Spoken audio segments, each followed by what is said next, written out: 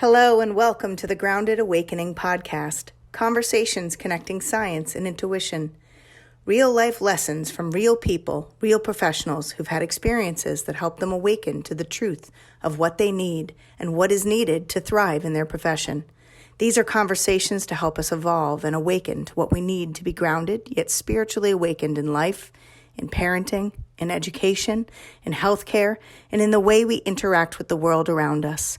We hope to ripple change through awareness and by helping people connect with their mind, body, spirit, one conscious conversation at a time. I'm your host, Jennifer Wren Tolo, an integrative bridge to health, hope, and healing. I was a critical care nurse whose life path drastically changed when my second son had a massive neonatal stroke at birth, and my third son was diagnosed with cancer. Through this crisis, I learned the power of finding calm in the chaos and understood how calming down and being more present in my life helped to navigate through all of the inevitable stressors and challenges. I learned by caring for myself, I was better able to care for and support my kids so we could both be happier and healthier. Now, I'm a whole health educator and patient advocate. I use science, my nursing knowledge and experiences, along with my intuitive gifts and personal experiences to help bridge the gaps between modern medicine and alternative health, between science and intuition, and between self-care and caring for others. I help overwhelmed mothers and children with invisible disabilities find calm in the chaos of their lives and awaken to hope and resilience so they can take back their power over their own health and well-being. I am the author of Family Fuel, A Busy Mom's Guide to Healthy Living, and a featured author in the Wellness Universe's Complete Guide to Self-Care, Tools for Stress Management. I'm a keynote speaker and an adjunct lecturer at Endicott College, where I teach a course called Holistic and Complementary Approaches to Health and Healing. I offer online courses, workshops, and retreats. I'm a wife, a warrior mom of 4 boys, a Karuna Reiki master, a mindfulness practitioner, an educator, a medical intuitive, and the owner of Butterfly Family Wellness. You can connect with me at www.jenniferwrentolo.com. Excited to be here. Welcome to the Grounded Awakening podcast. This is a live stream that I'm doing, and then eventually this is going to go on my podcast. I'm really excited today to have Lindsey Pearson with me. And with that, I want to bring in Lindsey.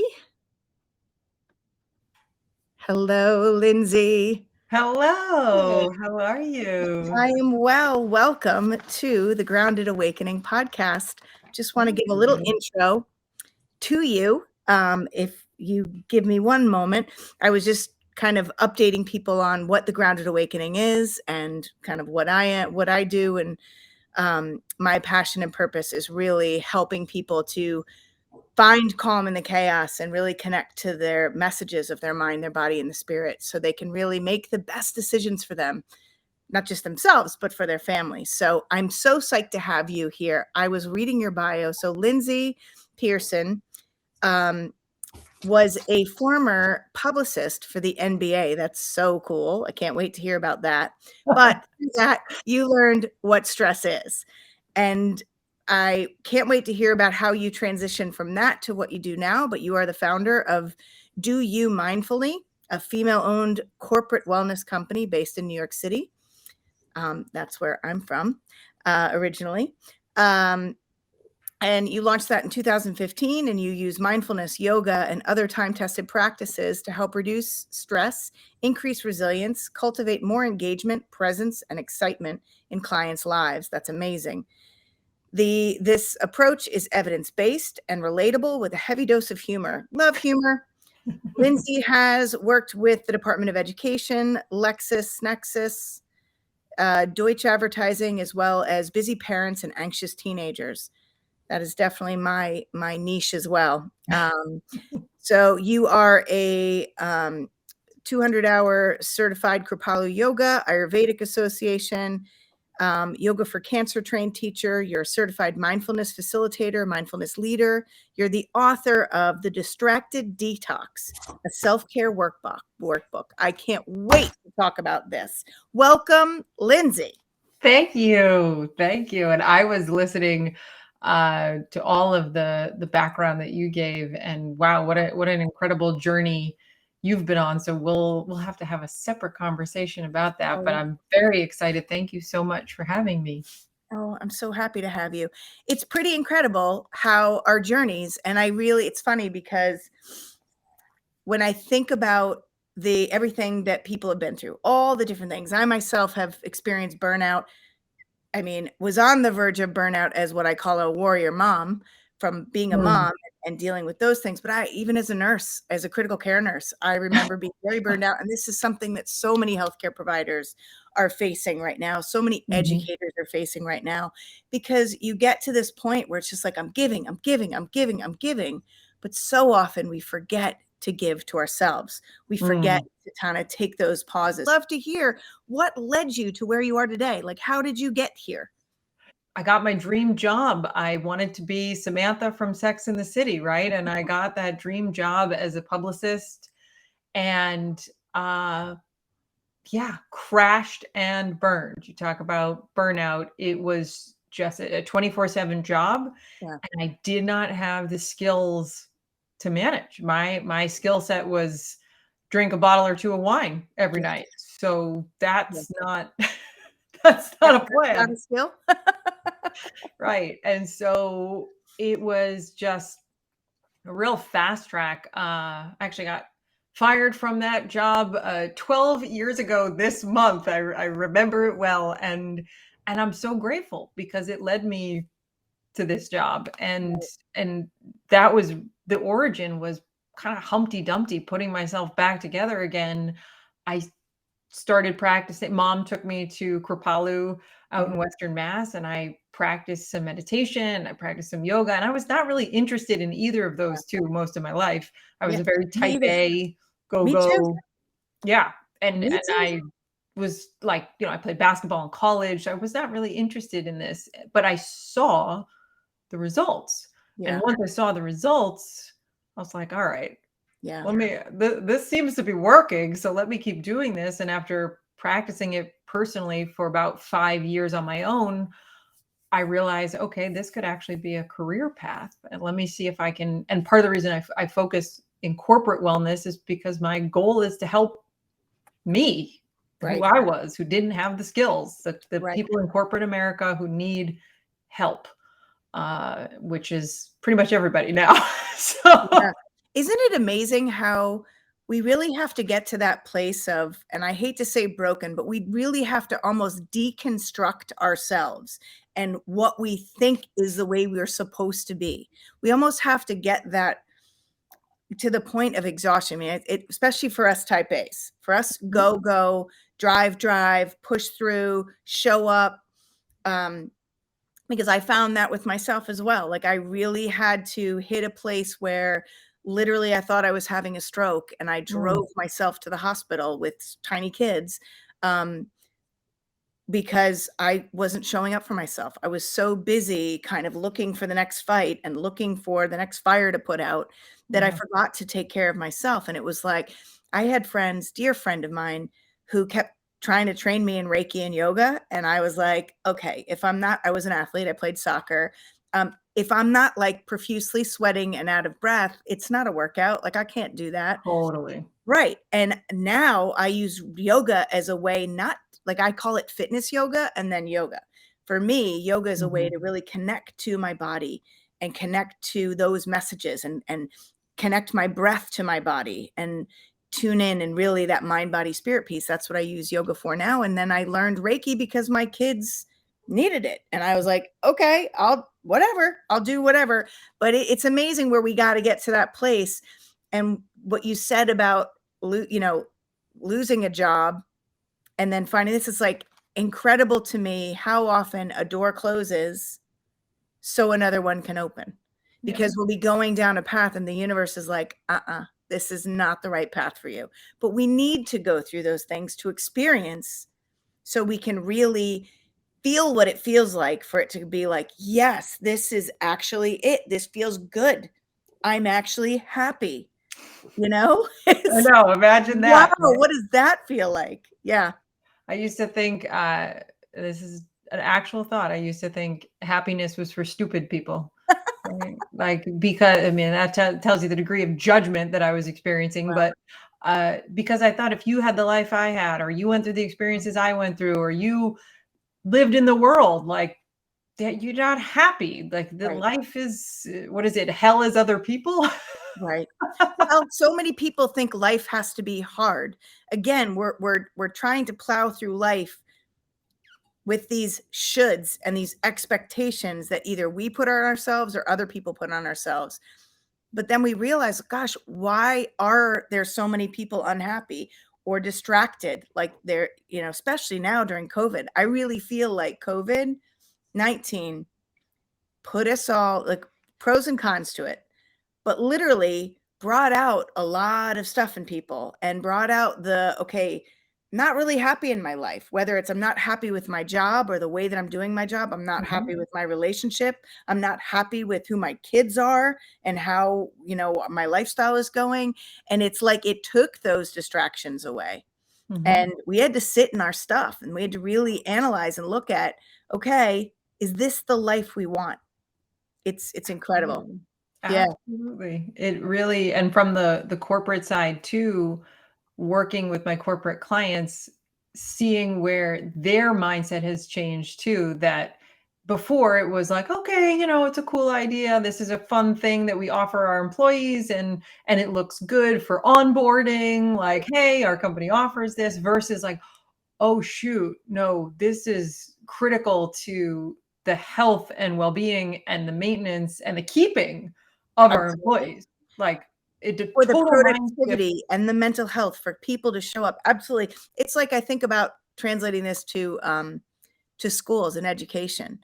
I mean, there's this big push for social emotional learning. Mhm. However, it's checking a box. And if the adults in the world don't practice this, then they really can't expect kids to do it. Right. And it's hard when we can't show up for ourselves and be present for ourselves. How do we expect other people to show up? It's Yeah. yeah, it's incredible. Well, good for you for doing this. So so that's your journey. And did you say you came is Do It Mindfully your company or is it a company you're working with? Yeah, Do You Do You Mindfully is Mindfully, my sorry. company. Yeah, the name is, kind of sums me up, right? Do you mind fully? Like, it's one part mindfulness, one part sarcastic, smart Yep. verse. But yeah, it's like that's it, because for me, mindfulness, yoga, wellness practices, they felt really, for me, my experience was they felt really heavy-handed, and it Yeah. felt like, well, okay, unless I'm willing to give up all this or change my whole life or live on an ashram and become vegan and all these things that are wonderful, but Right. at the time it was like, Not yeah, I'm accessible. this like type A Yeah. drinking 17 Diet Cokes a day type person in New York City. Mm. So trying to find a way in, and like a crack in the door, Yeah. which is, I'm not going to get to plugging my book here, but that's a big No, part no, of no, we're writing the getting into book. that book. Yeah. But that's my methodology, is like, find a moment. It Yeah. doesn't have to be an extreme life change. That's cool if that's Absolutely. what you want, but like, there are moments, and this is why I love mindfulness, because it's not just the seated formal practice of meditation. It's, Yeah. can you take a bite where you're Yes. just totally present, right? Absolutely. Can you be with your kids without the phones and the TVs and everything, and just have a conversation, right? Like, Yes. that's Right. mindfulness too, right? These are Right. mini moments many Yep. times, and they add up. That's exactly what I teach my clients is mindful moments because it does seem so inaccessible. When people say, "Oh, you got to mind," people say, "I can't meditate. I've tried. I can't." It is. It's hard to have that focused attention for 30 minutes, 40 minutes. I mean, I'll be honest. I love yoga. I teach yoga. However, I'm about 45-minute to 60-minute yoga girl. An hour and a half, 2-hour yoga class. That's a lot for me. It's really Yeah. hard for me to stay present because I do have a lot of demands on my time. And so Mhm. I found that for me, taking a minute here, 2 minute here, and it takes 2 minutes to reset your nervous system. 2 minutes to just reset that fight or flight response that we get and refocus and be present. And it's practice. It is a practice because you have to practice it for it to start to work. And so those mindful moments, I love it. I knew you and I were in sync. It is. I mean, it's like reality based, right? Yeah. It's got to be something that you can do realistically in your life for you to stick with it. It's behavior change, right? And if you can't stick with it, if it doesn't make sense, I mean, I teach my husband, who's a surgeon, to literally step outside because he loves nature, but he gets so caught up and overwhelmed. Say, take a minute when you have a pause, or even if you find yourself in that stress, step outside, turn your face up to the sun, and take 5 slow, deep breaths. And he says he does that on a regular basis now, and it makes all the difference in the world. So I'm with you. You're giving me an idea to tell my, workaholic boyfriend to like at least look out the window at the trees. Right. Right. I mean, it was so beautiful out today. I took my dogs for a walk nearby and I saw a bunch of people with their lunch sitting on a bench and like eating their lunch. And I'm like, that's so key. Just doing what you need. So many people have said to me, my husband included, but a lot of friends are just like, I'm lacking motivation. I'm having trouble doing stuff. And I'm like, because we are forgetting to do things that bring us joy. We're forgetting to do things that fill our cup versus empty our cup. Because especially when you're givers, you're doers, you're constantly giving and giving. But we forget that we actually have to give to ourselves in order to sustain ourselves so we don't get burned out. Yeah. Yeah. The oxygen mask on the airplane metaphor is always the crucial one. And the level of burnout that is accruing and has been building.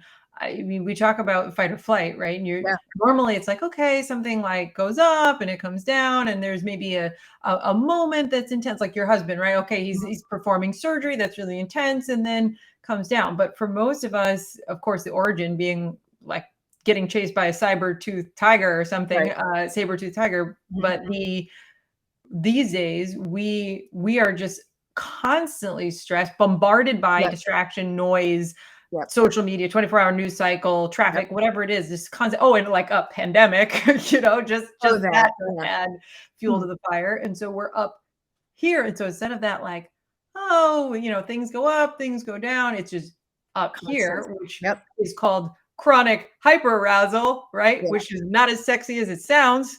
Nope. Not that kind of arousal. Yeah. Yeah. So we're just on like, 10 the whole time, which feels like you're running a marathon all day. It's no wonder. Yeah. When you get a moment, you don't want to do yoga. You just want to sleep. Just like, exhausted, of course, because you've been running a marathon all day long. Yeah. And is that how you felt? Is that how your burnout when you were working as a publicist? Is that how you felt as far as? Everything was a fire. Yeah. Everything was a 5-alarm fire, right? Yeah. Whether it was pitching a magazine or, the NBA draft or getting a client's girlfriend a labradoodle. You have to do that? Yeah. Cinnamon colored. Yeah. So, and look, I get it. It's client services. I'm not trying to knock it, but when everything feels that heightened and your job's quite literally on the line, if you can't meet those goals. Yeah. When finding a labradoodle is an emergency. Right. And look, I mean, we could all use a healthy dose of perspective in general in life. But at that time I was 27 years old. And like I said, this was my dream job. And I just wanted to achieve and prove myself. And it was just so exhausting. And I remember I did actually try to go to a yoga class, and I had my phone on the whole time on the corner of my mat. And the yoga teacher was like, "What are you doing? Like, this is not this is not how this works." Right. Like, yeah. Right. Oh, I hear you, sister. So you wrote this amazing book. The Distraction Detox. Yes. The Distraction Detox was born right after the first presidential debate. And so regardless of which side you were on, most people walked away from that going, "Oh, wow, that was 100%." Like Wow. Those are our choices. That was just awful. And so there was someone, a couple of pundits who had called it like a dumpster fire train Yep. wreck or something Yep. like that. Pretty accurate. And so at the time, the original name for this was the dumpster fire detox. Oh, And then I was like, well, I work in corporate, so maybe I should call it something a little more sexy. appropriate. But so Non-political. yeah. And Yeah. so I wrote it at that time. I remember it very vividly. My boyfriend works in advertising, and I often bounce ideas off of him. And I just was like, what if I put together all the things that I know that have worked for me, that I've learned, that I've taught, that Mm. have helped me in my journey? What if I just put them all together and gave people a bunch of tools that they could have access to, and made it in such a way that, like, it's all the good stuff, but it's Yeah. also, you can just kind of take what you want, leave the rest, right? And not this arduous, okay, do this 8 week or 6 month or 2 year. And it's not to say that we shouldn't invest time in our wellness. Those are important. But again, that idea of like, how do I reach the people who have no time, but they might have maybe 5 minutes? How Yeah. do I help them so that there's that Yes. crack in the door, and then that leads to maybe something else, that maybe leads to something else, that maybe leads to Yeah. something else, and then they can be at least begin the journey. And my friend calls it snackable self-care. So Well, like, I mean, that's awesome. That's awesome. That's a great way to say. So it's this distracted detox, a self-care workbook.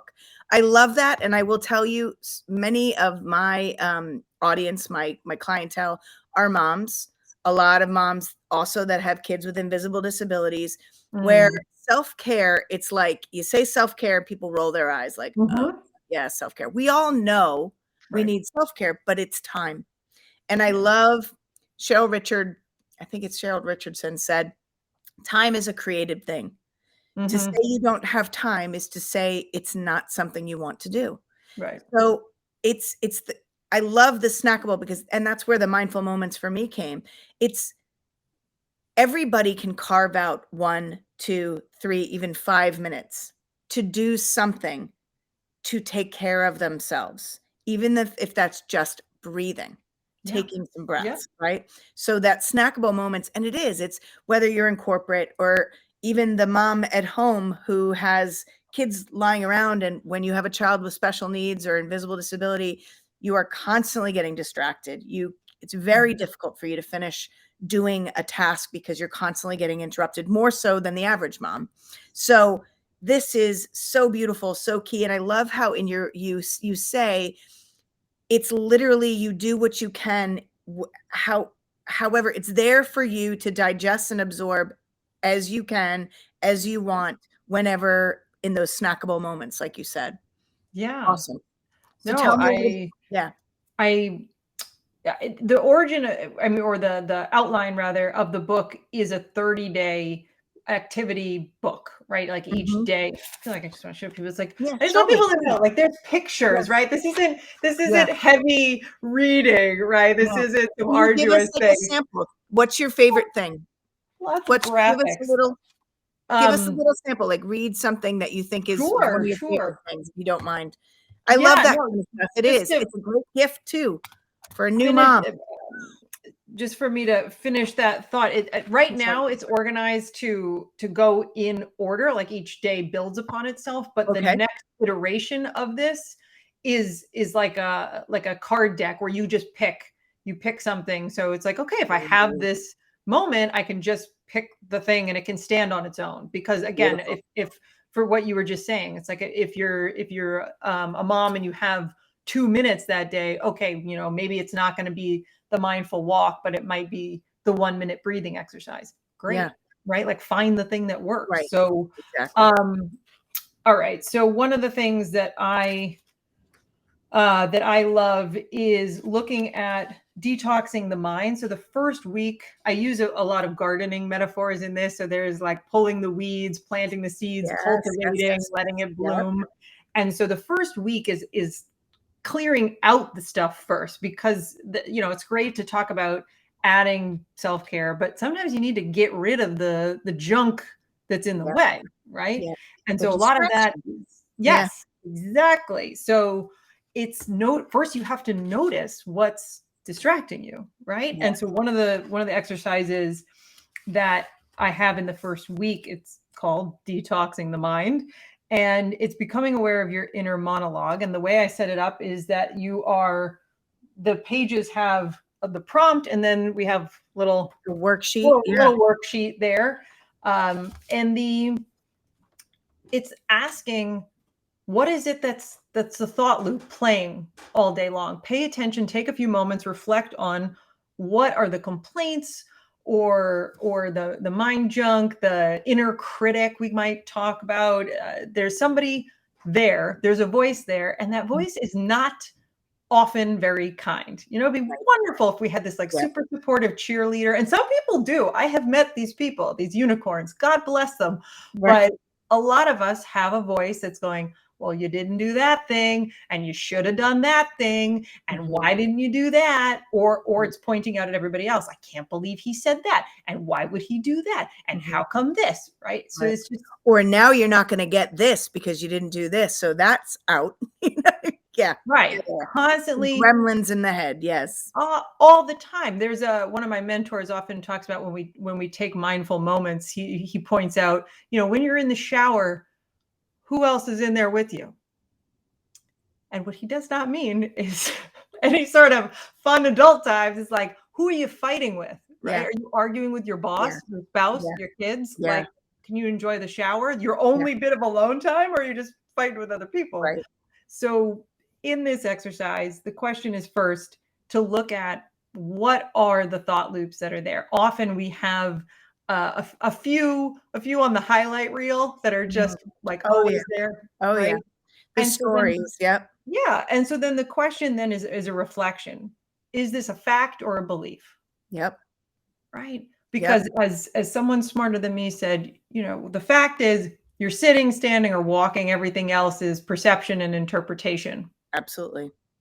Huh. Right. Okay. So if I have this thought, asking myself, is this actually true? Do I have all the facts? An example I often use is there was a wonderful story about somebody getting cut off driving, and the person is like furious that they got cut off by this car that looks ridiculous and has this vanity plate, and like they're rolling their eyes, only to find out that this person is actually plays Batman in a child's hospital, comes in and visits the kids, right? And so this person was rushing to get to the hospital. Right. So it's like, you don't know what's going on in the other cars. The person's kid's sick. Do they have a dog? Are they ill? Like but immediately you get cut off and you're like, so-and-so. Bleepity right? Beep. Yep. So we don't have all the facts. We don't know everything. And when we're willing to believe that we don't know everything, other possibilities open up, right? Absolutely. What if I believe the opposite were true? What if something else, information I don't have, would let me feel a little bit better? Because the moment oh, that's a kid volunteering at a children's hospital, right? All of a sudden you're not angry anymore, right? You're like, right. Oh, go ahead. Exactly. Please let me pull over. By all means, right. Yeah. So it's just the questioning. Exactly. Just that art of questioning something. Yeah. Is it true? Or one of the questions I say is it true? Is it always true? Yeah. And then when is it not true? Yeah. And that just gets you to kind of go, oh, wait, it's not always true. That's Byron Katie's work. Yeah. I mean, it's just questioning and pausing and noticing, to your point. Beautiful. And then the third part of it is a reframe. Yeah. Right? Am I willing, especially when it's the talk towards ourselves, right? Mm-hmm. So if it's something like, let's say it's something negative about your body, right? Or you're always looking at that one thing, like, oh, there's that wrinkle again. I'm just getting older, right? Okay, are we willing to say Were you something? in my shower today? No, I'm just kidding. Listen, in the pandemic, it's like all of those luxury fun things. I used to always have manicures. Like I never was without a manicure, and now I'm like, okay, these are just my nails. But so the reframe would be to ask ourselves, what is something kinder I might be able to say to myself? Is there another perspective I can take? So Beautiful. just using the wrinkles, right? It's like, well, you know what? I've been laughing a lot. I've spent a lot of my life smiling. And so, my dimples might be creeping down my face, but that means I've spent a lot of my life smiling. Right. And that's a good thing. And so if Yeah. I'm willing to change the tone, if I'm willing to, it doesn't have to be inauthentic. I don't want Right. people to just be like, okay, yeah, I'm gonna look in the mirror and go, yeah, you're beautiful, I love you, right? Like, Right. no. But looking at that voice and say, like, am I willing to just turn the volume down a little? Right. Can I bring it from a 10 to a 5? Is there Yeah. something maybe just neutral that I can just say, that's my face. Like, Yeah. that's what it is. I don't have to love it. I don't have to hate it. I can just be in acceptance. That's my face. Right. That's my face. That's my face. Right. Because I mean, really, it's so silly, but like, I'm going to say not that next time. moving, not going backwards. So Right. do you Right. really want to fight with yourself about how you Right. look for the rest of your life? That Right. doesn't sound enjoyable. Right. Sounds Yeah. exhausting. Yeah. So that's an exercise where, for one, it brings awareness is to like, what are the conversations you're having with yourself? Chances are Right. they're not very nice. You wouldn't say them to anybody else, especially anybody you Right. love. And are you willing to take a different perspective? And if so, would you be willing to write down or reframe it in a way that's a little bit kinder or a little less judgmental? So, so that's one. But again, just to that one is a writing exercise. There's different things. There's movement exercises. There's mindful walking, mindful eating. There's different breath awareness practices, a 1 minute breathing. I open the book with a 1 minute breathing exercise. It's like, if you do nothing else, at least. Right. Try this. Yeah. So I saw that you have some guided meditations in there. And Yes. what is the longest meditation you have? I've recorded a yoga nidra that's in there. So for anybody who doesn't know, yoga nidra, the art of conscious relaxation, that one is about 30 minutes, I believe. All the rest of them, Digestible. well, the rest of them, I would say, are anywhere from a minute to 15 minutes max. I tried to, again, like, have these very short hits. Right. And So so there's something like a no matter 5-minute. what time. Yeah, I'm no sorry. matter what kind of time you have. If you have time, you do the yoga nidra. If you don't have time, then you do the breathing. Yeah. Yes. Beautiful. Yeah, yeah. And like, that's how I stationed them, right? The first session, the first day, is this take 5 meditation of like, take your hand, 5, place it over your heart, take 5 breaths in a count of 5 in and 5 out. Do that 5 times. Right? Yeah. That's it. That's 1 minute. And as you said, 2 minutes resets your nervous system. Your hand on your heart supports us with regulating the nervous system, oxytocin, dopamine, serotonin, all that. Placing a baby skin to skin contact, all that, the mammalian response that calms us down. So just a really simple gesture. You could do this on a Zoom call. Nobody has any idea what you're doing. You could, just sit lower. Nobody knows what's happening. And also putting your hand, touching your heart, brings you back to your body, because to your point, so often we're stuck in that mind. In fact, I remember some of my most spun up times, my most distracted, overwhelmed warrior times were those moments where I felt like I was a warrior head, cut off from my body. Because if I allowed myself to drop into my heart and feel, it was overwhelming. And I was like, I don't have time to crash right now. Right. So putting your hand on your heart or on your chest, not only does it affect neurochemically, but it also helps you bring yourself back to your body and connect to your body, that mind-body experience. Yeah. Which is, so often that distraction, I see people that are just so in their head, so overthinking, whether it's positive or negative, or they're already on to the next step. They're already projecting and thinking of the future, and very distracting, very takes you away from being present in the here and now. And I talk to people about, what do you have control over? You have control over yourself in the here and now. You can influence the future, but you can't control what's happening in the future. nor can you control outcomes. You can't change anything that's happened in the past. You only have control in the present moment. And Absolutely. yeah. And there's so much joy in the present moment, Yes. even in these times. You could say, Lindsey, there's a pandemic, social justice issues, climate, the Ukraine, like there's so much, right? But like, again, yeah, I mean, we're not, yeah, I'm not on the front line. I can't argue with Putin. I'm not on the board of Exxon. Like I don't have control over those, over any of those things. And to get spun out is not going to help me help anyone in my immediate circle. So there's that like stepping back piece, because I think often it comes from a place of responsibility. Like it's responsible of me to be upset about this. But as we know, like from a brain perspective, in terms of what you have access to of your thinking, when you're triggered in that fight or flight, you don't have access to the cognitive skill set that you want to have. That's not, you're just in the reptilian decision making, right? Shuts your logical brain off, right? Yeah. So you want to be able, so from a very practical standpoint, you want to be able to regulate the nervous system so you can make better decisions, better choices.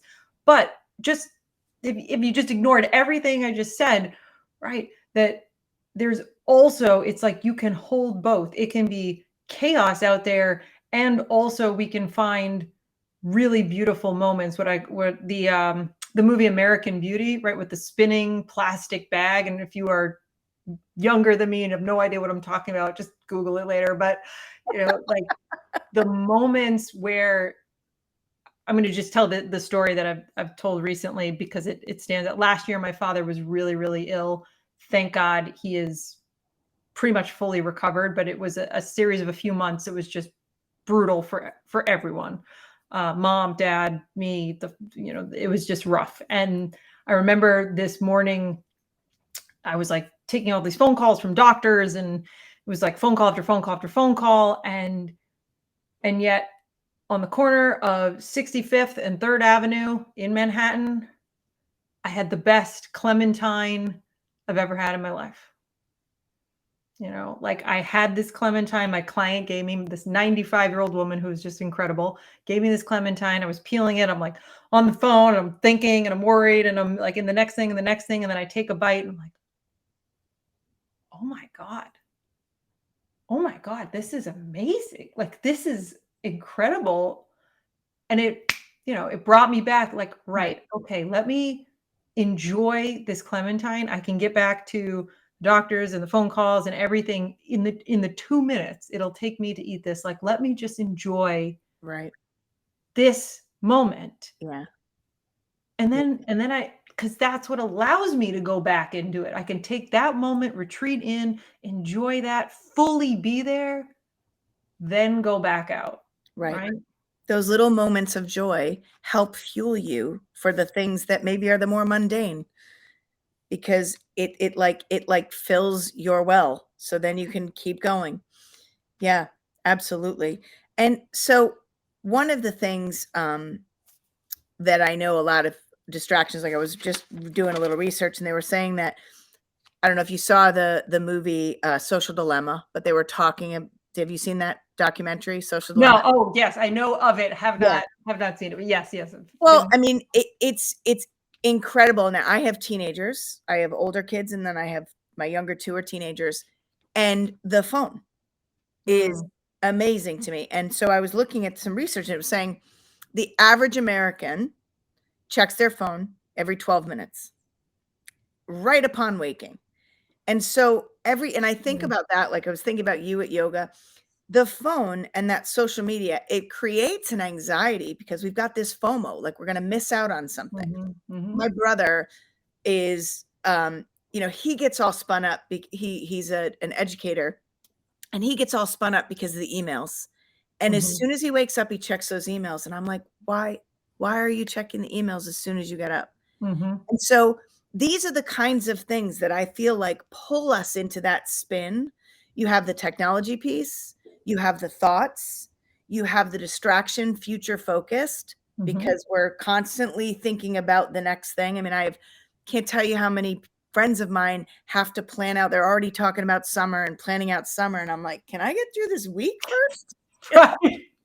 But I get it. I understand there needs to be some, but I see it, and I know you see it because you wrote this book. There are so many people that are not present in their life. Mm-hmm. And so what are the effects of that?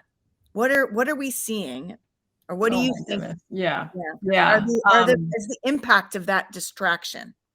I mean, I know the research, I will tell you the research shows I was just looking at a couple of things, like from a safety perspective, driving, fatal Mhm. crashes, Yep. 9% of fatal crashes were from distracted drivers. Mhm. Cell phones were 13% of causes of 13% of crashes and fatal car accidents. And then they were talking about, I saw a study from the London Institute for Psychiatry. They were saying that when we are multitasking and we get distracted by emails or phone calls when we're working, it actually lowers our IQ and our ability to focus and concentrate by 10%. That's incredible. I'm And then gonna I need to see, take everything you just said. I'm gonna put it like as the forward to my book in yeah, the next oh, it's version. just like a quick little research that I did. They were saying the Yeah. constant interruption. This is interesting. Constant interruption. These are all studies that I did a quick little Google search to kind of have some fun facts. The science, as we're connecting the science to the intuition, but constant interruptions have the same impact on our brain as a loss of a single night's sleep. Mm. So many of us are thinking that we can multitask and do so many things. I know the more balls I have in the air, the more likely I am to drop some.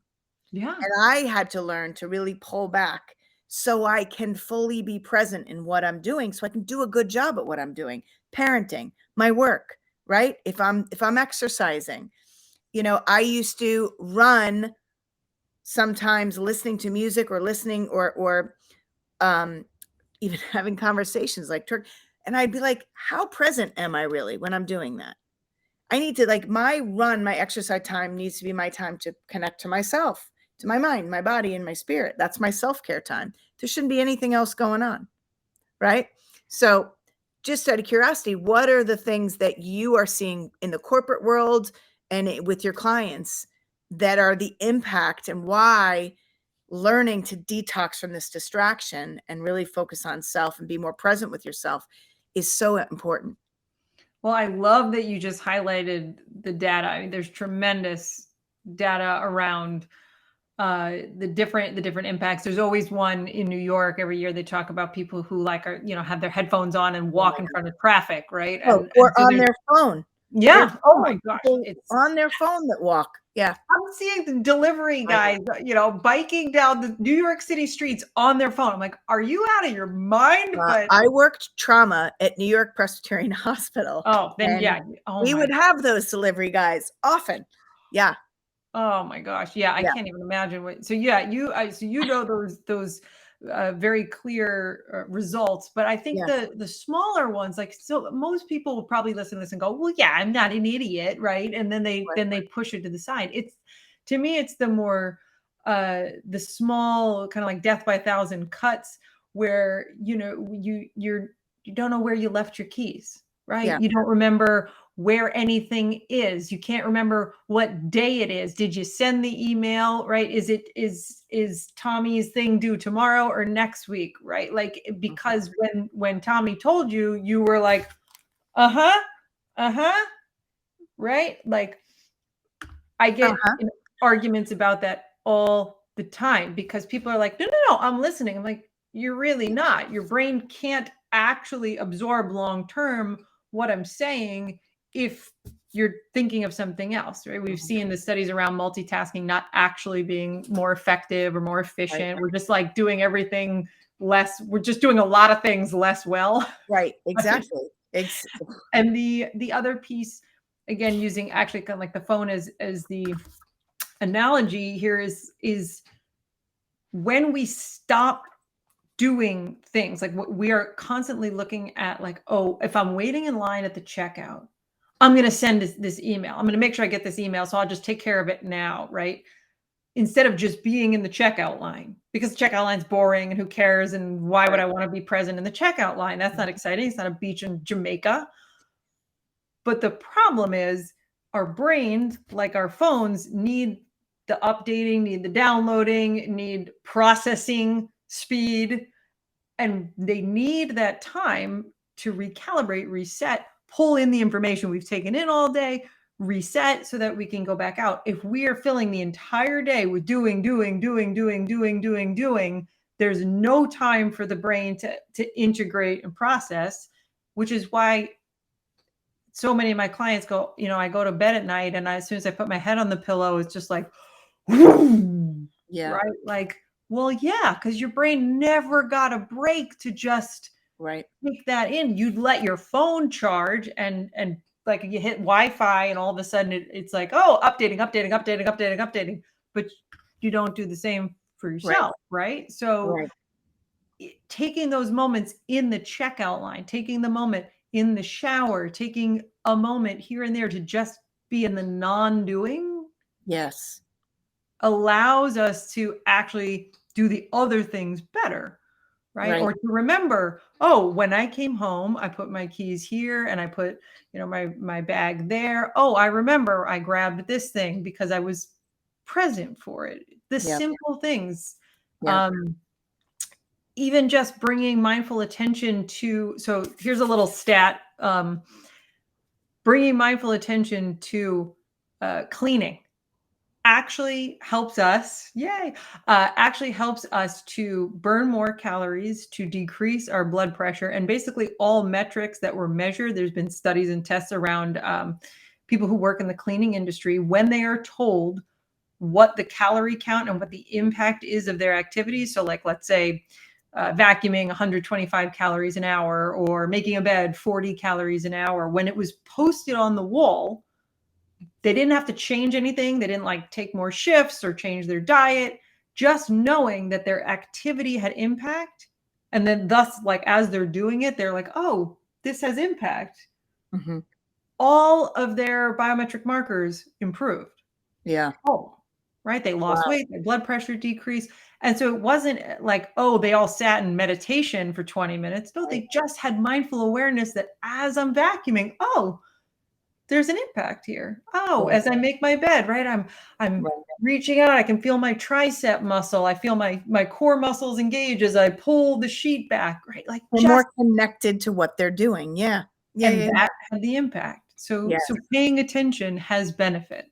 Just point blank period. Yeah. Well, and let's talk about what's the benefit to your relationships. I know that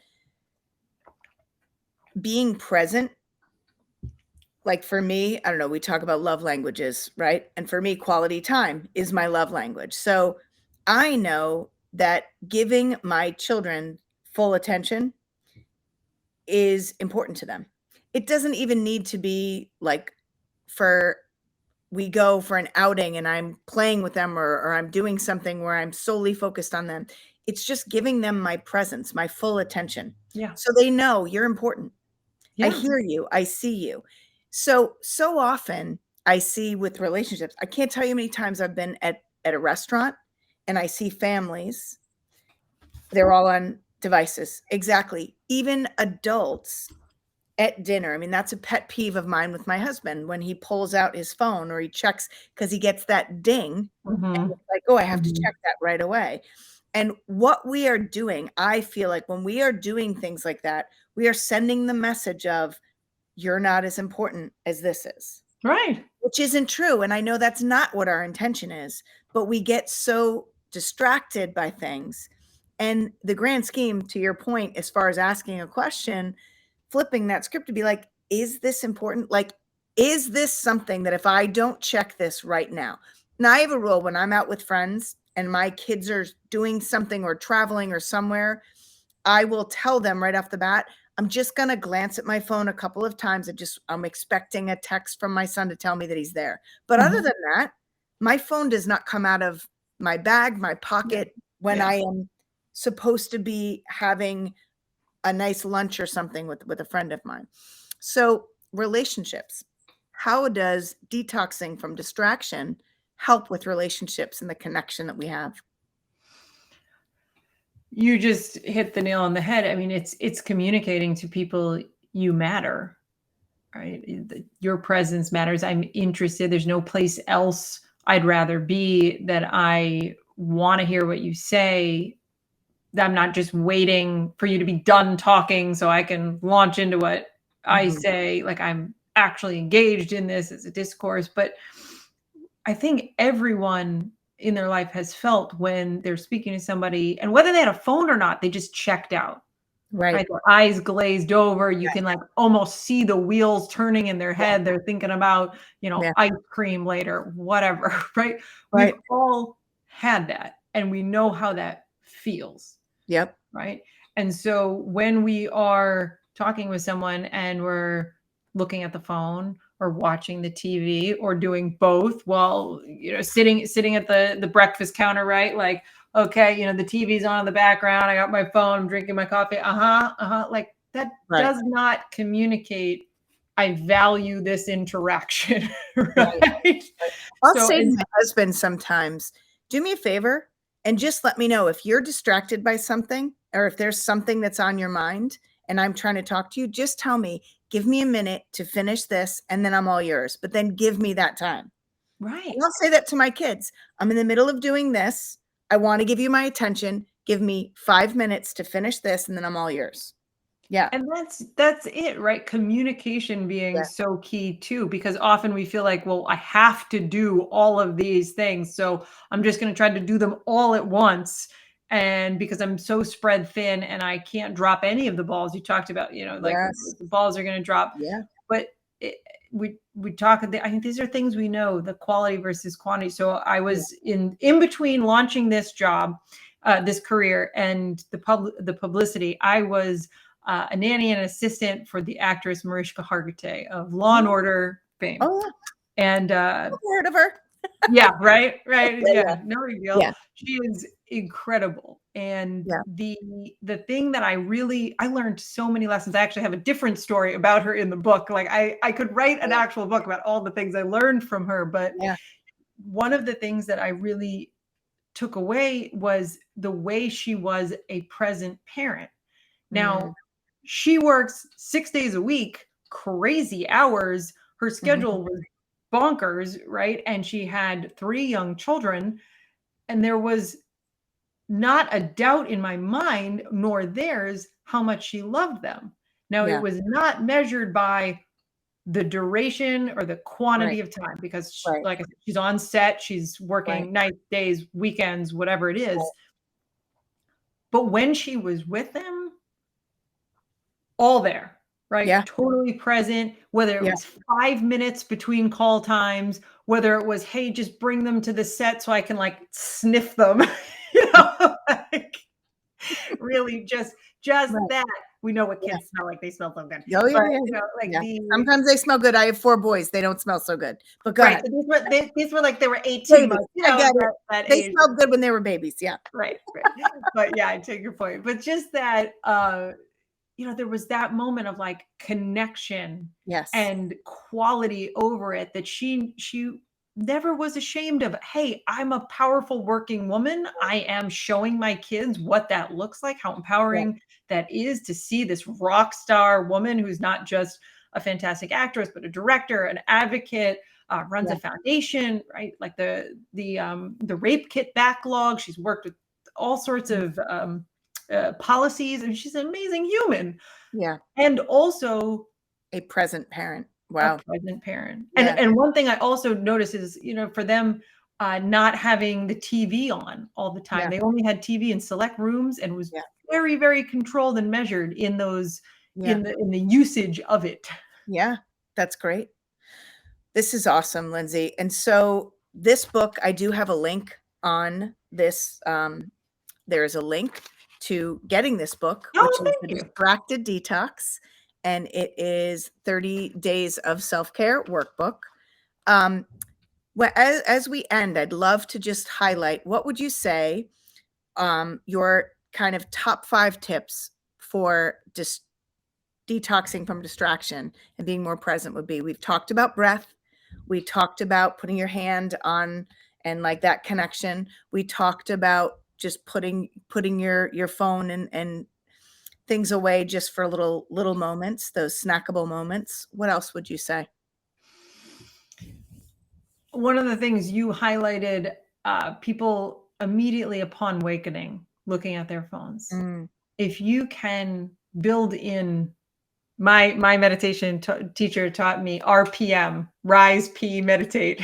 yeah, So, yeah, yeah. if Or you take a can, mindful moment in yeah, the if you morning before you take turn that phone something on. Yeah. before you look at the phone, Yes. before you become in that reactive state, because at that point your brain waves are a little Yep. different upon awakening, right? Yep. So whether it's taking a few breaths, whether it's a little mindful movement practice, whether some people like to do a little free writing, Yes. Yes. something just to start the day that's yours, Yes. just for you, before the kids, before the dog, before work, just Yes. something Yes. for you. It can really be transformational to get the day started in a way where you just don't automatically feel like that it's draining and taking from you from the moment you wake up to the moment you go to bed, Yeah. right? I would do that before bed too. I was just saying, Start your conversely, day and end your day that way.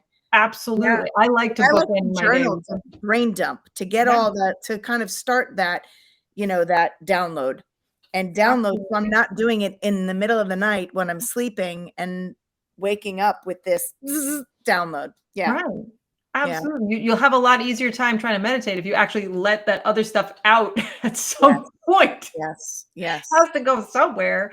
But so the other piece I would say is a huge component of what is a thread throughout this book and what has saved my butt the last 2 years is the lens of self-compassion.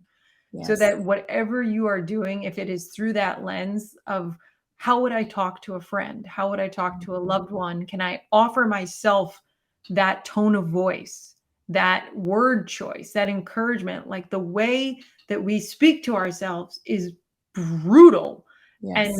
and it is debilitating. So just that shift can also really help us feel better in a tangible way because I mean, who wants to hear someone just calling out all of your flaws and missteps all day long? Can you imagine if there was like a sports announcer who's just like, "Ah, she screwed up again, folks. There she goes, the worst parent ever," like all day long? Yeah. But if we can meet that, then it allows Right. us to meet the challenges with that expectation of like, I'm human. Right. Okay. It's Exactly. okay to be upset. It's okay to be angry. I don't Right. float among the clouds like, oh, I never have a feeling of anger or hurt or anxiety. Like, of Right. course I I like do. to say, let those feelings wash over you like a wave, but don't attach to them. Don't give them a home and let Right. them, don't build them a cozy home. Let them come and let them go, but don't attach to them because Right. we attach to those feelings and emotions, and then they become I ams instead of I feels. Right. Yeah. Right. Exactly. The language choice being so important. I'm feeling anxious versus Yeah. I am anxious. Just exactly. Right? Because then you're Exactly. communicating it's something that is here and it can go, right? It's a Yes. feeling, it goes. Not it doesn't define you. I'm Lindsay. I'm not anxious. Like it seems silly, but Right. right? That's what we're Correct. communicating, right? So I'm experiencing anxiety right now. Okay, great. And at other Yes. times I'm experiencing joy. Right. Great. Right? Yeah. Transient states. Right. So yeah, that's the and I think the other piece is really the very simplest thing. Thich Nhat Hanh talked about it so much. Rest in peace. Is such a Mhm. wonderful teacher who informed Yes. so much of my practice. But Yes. like whatever you're doing, do that, right? Right. Like Yes. if you're eating, eat. If you're walking, walk. If you're showering, be in the shower. Enjoy the temperature and the smell and the textures and the fancy soap that you bought, right? Like hot water isn't a given for everyone in the world. Like Yeah. enjoy that while you're there. The food you're having, again, not always a given to look at it and go, wow, look at these colors and the aromas and the flavors and the fact that I have food on my plate. What a gift, right? Like Yes. whatever it is that you're doing, be there. That's amazing. That's a great place. Those are great digestible, snackable things that people can do and just start to implement. One tiny change, one moment every day will absolutely make a difference in your life. Thank you, Lindsey, for being here. How can people connect with you? Yes. Thank you for having me. This has been so fun. I could do this for another 3 Yeah, hours. I'm like, wow, this is, exactly. I love this. The website is doyoumindfully.com, and on Instagram and Facebook and TikTok. Just recently joined TikTok, and I've been Woo! doing actually videos that correlate, free videos that correlate with each day of the book on TikTok. So all of those are at Do You Mindfully on those social platforms.